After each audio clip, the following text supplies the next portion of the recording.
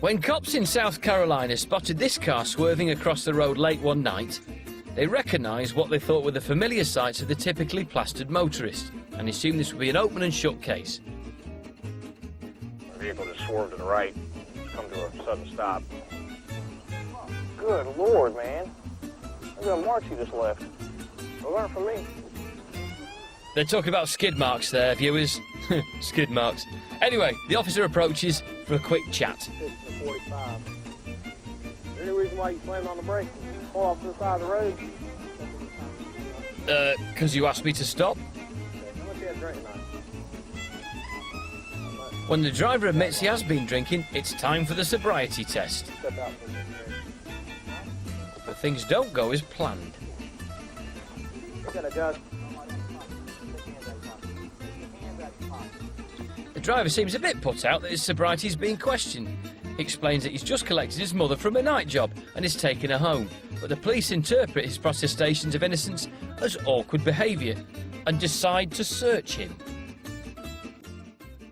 They sense the possibility that this bloke could be trouble, so one cop gives his pepper spray a good shake just in case. The driver continues to protest his innocence, but has by now adopted a blasé attitude that seems to really wind the cops up. The officer now moves on to the tried and tested method for determining if someone's too drunk to drive, hoping to wipe the smug expression off this bloke's face once and for all. But he does surprisingly well, and they feel he has the audacity to call into question parts of the test. I think you told me to pivot on my right foot, but I'm asking you because I don't know. Okay, I explained the test to you. You did explain to me, I'm asking you. One portion of the test is, am I pivoting on the foot that is in front of me, which is my left foot, or do you want me to pivot on the foot that is behind me? Seems quite polite to me. This really winds the cops up. He's been real edgy, just real snotty with us and giving us a problem. Oh yeah, he's got a strong odor. Yeah, he looks like real trouble, yeah. And he smells. You can't say someone smells. I guess these cops didn't like the thought that someone might actually pass one of these tests. Georgia law requires you to take some preliminary tests in order to determine what your alcohol level is. If you don't take the preliminary test, then your driver's license could be taken and suspended for 1 year. All he's doing is asking a few questions about what's going on. The fact that you're displaying manifestations that you are unsafe when driving on the roadway and under the influence of some substance, whether it be alcohol, drugs, or both. So even though this bloke passes the sobriety test with flying colours, the cops decide they want to nick him anyway.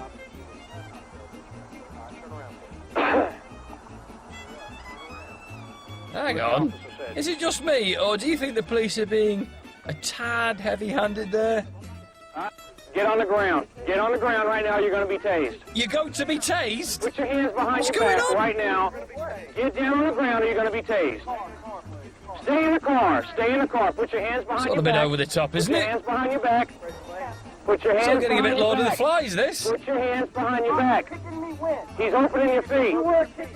Put your hands behind your back. Don't move. They're definitely going to taser him. him. But even with the suspect flat on the ground and absolutely no threat at all, the cops can't resist a quick pop. Look, they've even got a song for when they're tasering someone. Stay in the car. Stay down in the car.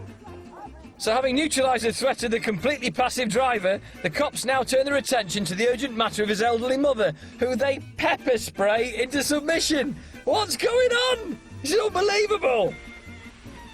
This is almost like a microcosm of America's foreign policy.